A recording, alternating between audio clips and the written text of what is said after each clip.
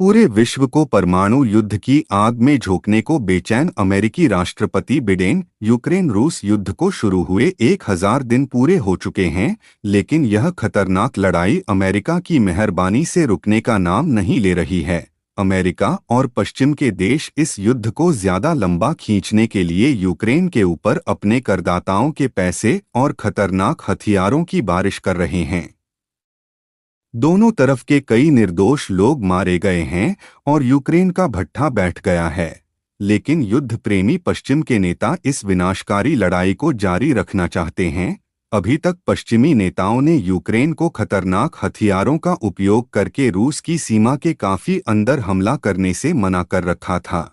लेकिन युद्ध को और भड़काने और रूस का ज्यादा से ज्यादा नुकसान करने के लिए अब कुछ दिनों के मेहमान अमेरिकी राष्ट्रपति बिडेन ने यूक्रेन को पश्चिमी देशों द्वारा दिए गए हथियारों का इस्तेमाल करके रूस पर हमला करने की अनुमति दे दी है।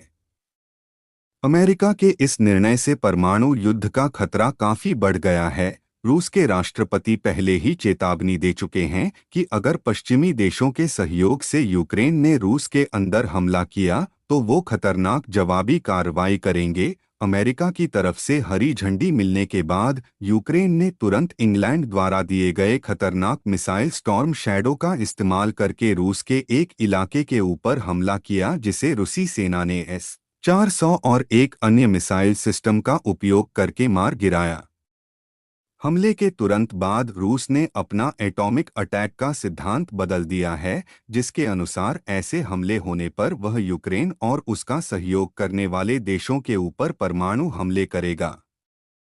ऐसा लगता है कि अगले 2 महीनों में रिटायर होने वाले वर्तमान अमेरिकी राष्ट्रपति पागल हो चुके हैं और वह रूस के राष्ट्रपति के परमाणु युद्ध की चेतावनी को हल्के में ले रहे हैं। 20 जनवरी 2025 को नवनिर्वाचित डोनाल्ड ट्रंप अमेरिकी राष्ट्रपति पद की शपथ लेंगे।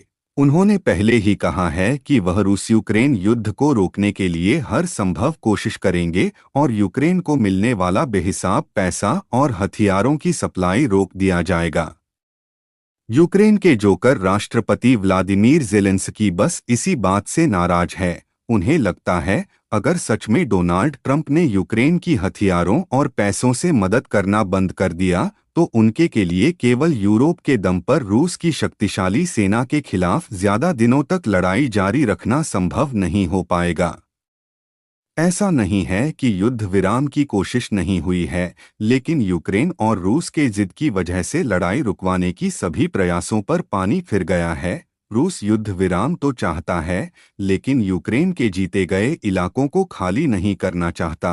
दूसरी तरफ यूक्रेन रूस द्वारा कब्जा किए गए सभी यूक्रेनी इलाकों को वापस मिलने पर ही युद्ध विराम के लिए राजी होने की बात करता है।